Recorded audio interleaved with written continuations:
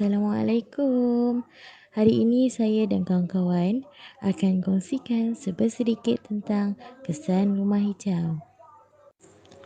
Antaranya adalah definisi kesan rumah hijau, proses rumah hijau, kesan rumah hijau, punca kesan rumah hijau, definisi pemanasan global, punca pemanasan global, kesan pemanasan global serta langkah kurangkan kesan rumah hijau atau pemanasan global. Definisi kesan rumah hijau. Kesan rumah hijau ialah pemanasan yang berlaku apabila kepekatan gas-gas rumah hijau iaitu seperti karbon dioksida, karbon monoksida dan juga nitrogen dioksida di dalam sesuatu ruang tertutup meningkat dan menyekat haba daripada mudah terbebas. Seterusnya ialah proses kesan rumah hijau terbahagi kepada 3. Yang pertama, komposisi gas-gas rumah hijau meningkat melebihi tahap normal. Yang kedua, memerangkap haba. Dan yang terakhir ialah melambatkan proses pembebasan haba. Seterusnya adalah kesan rumah hijau kepada dunia. Kesan rumah hijau menyebabkan sinaran inframerah matahari yang memasuki ruang atmosfera bumi tidak terpantul secukupnya secara normal. Ini akan menyebabkan pemanasan global secara berperingkat. Seterusnya, kawasan yang mengalami pencemaran teruk akan mengalami kesan itu dengan lebih teruk lagi. Implikasi daripada pemanasan global akan menyebabkan lapisan ais di kedua-dua kutub bumi akan mengalami pencairan dan menyebabkan peningkatan aras laut. Kesan yang seterusnya akan menyebabkan pencairan ais di kutub dan kawasan pergunungan. Kesannya juga akan mengakibatkan kenaikan suhu dunia ataupun global. Seterusnya akan berlakunya kenaikan aras laut. Kesan rumah hijau kepada dunia juga akan menyebabkan daratan yang rendah ditenggelami air ataupun pulau ditenggelami air. Seterusnya adalah penurunan hasil pertanian ataupun penternakan kerana kurang fotosintesis. Dan kesan rumah hijau kepada dunia juga akan mengakibatkan kandungan gas oksida dalam udara meningkat. Terakhir adalah akan menyebabkan berlakunya perubahan iklim dunia. Punca kesan rumah hijau.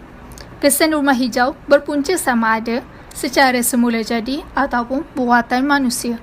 Secara semula jadi, kesan rumah hijau berpunca daripada letusan gunung berapi yang telah membebaskan gas-gas sulfur dan gas-gas karbon. Selain itu, pembakaran hutan akibat petera juga telah memberikan kesan kepada rumah hijau kita. Secara buatan manusia pula, kesan rumah hijau kebanyakannya berpunca daripada pembebasan bahan pencemaran udara seperti asap daripada kenderaan dan kilang, penggunaan penyembur aerosol, sesetengah peti sejuk dan penghawa dingin yang membebaskan gas CFC iaitu klorofluorokarbon juga telah menyumbang kepada kesan pemanasan global ini. Selain itu, aktiviti pembakaran hutan secara terbuka ataupun pembakaran sampah di tempat awam, asap dari kenderaan dan kilang, pembakaran bahan api fosil secara berlebihan, kekurangan tumbuhan hijau serta penerokaan hutan secara berlebihan juga telah menyumbang kepada punca kesan rumah hijau terjadi di dalam negara kita. Definisi pemanasan global.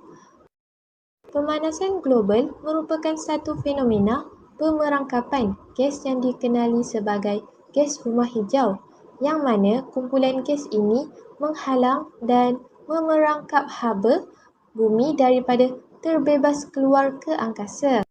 Seterusnya, sifat kumpulan gas ini ialah membenarkan bahangan matahari menembusinya tetapi menghalang pembebasan semula bahangan bumi ke atmosfera. Contoh gas rumah hijau ialah nitrogen oksida, karbon dioksida, karbon monoksida dan yang lain-lain.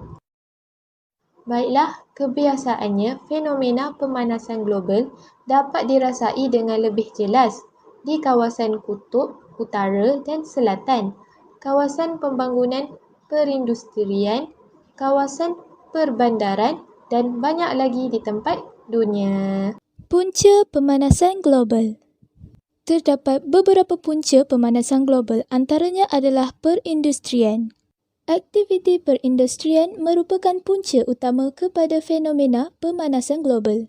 Pembakaran bahan api fosil seperti gas dan arang batu bagi menggerakkan mesin dan jentera telah mengeluarkan banyak gas rumah hijau, terutamanya gas karbon dioksida. Semakin banyak gas karbon dioksida dihasilkan, semakin banyak haba yang terperangkap oleh lapisan gas lalu meningkatkan suhu udara secara global. Seterusnya adalah pengangkutan. Kenderaan bermotor kini merupakan pengangkutan utama bagi manusia untuk memudahkan pergerakan mereka di bumi ini.